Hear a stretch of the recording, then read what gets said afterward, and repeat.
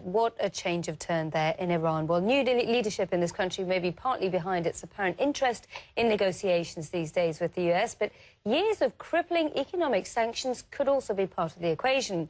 The oil and gas industry is one sector that's been particularly hardly hit in Iran. CNN's John Defterios joins us now live from CNN Abu Dhabi with a look at how things could be changing these days. John, is oil behind all of this? I certainly think that's a fair comment. In fact, the energy industry is salivating over the prospect in 2014 or 2015. That's probably the earliest we'd see a movement, Nina. But, you know, sanctions regimes don't always work. They've had leaks with regards to Iraq, Libya, even going back to the 1970s with South Africa. But in this case, the sanctions have really bitten hard on the Iranian people. The rial was down better than 80% this time last year. Unemployment in the state sector has rocketed up. Even poultry and bread prices have shot up as well in the last 12 to 24 months.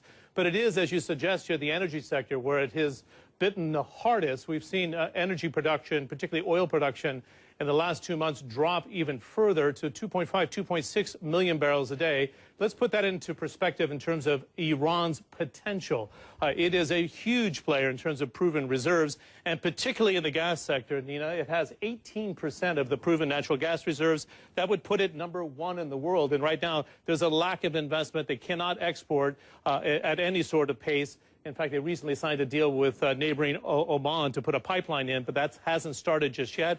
And the oil reserves still very solid at 9.4%. That would put them in the top 5 worldwide. So they've been shut out of the market for 4 years. Many would think, in fact, that it would take even longer for Iran to get that investment back up. But if the sanctions were lifted, Iran could get to the market rather quickly. Let's take a listen.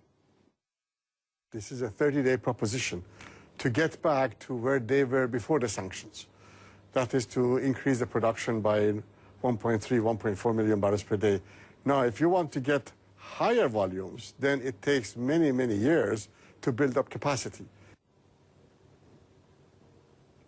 So building up capacity to try to get to 5 million barrels a day, which is realistic for Iran, would take a number of years. But, Nina, the cost to Iran in terms of annual revenues has been severe. Let's go back here to 2007 when Iran had its peak in terms of production. It was almost 4.4 million barrels a day. So if you calculate now to 2.5, 2.6 million barrels a day, Nina, it is costing the government in the range of $55 to $60 billion a year in lost revenues because of the sanctions, Nina. It's just getting poorer by the day, isn't it? John, if these sanctions were actually lifted, yeah, OPEC would have a hard time. This would affect the competition nearby. Yeah, in fact, I'm calling it almost just a perfect storm. Not right now because there's not a lot of pressure on the market, but let's look at 12 to 24 months. We know Saudi Arabia is trying to get to 12.5 million barrels a day of capacity. It's producing about 10 million barrels a day.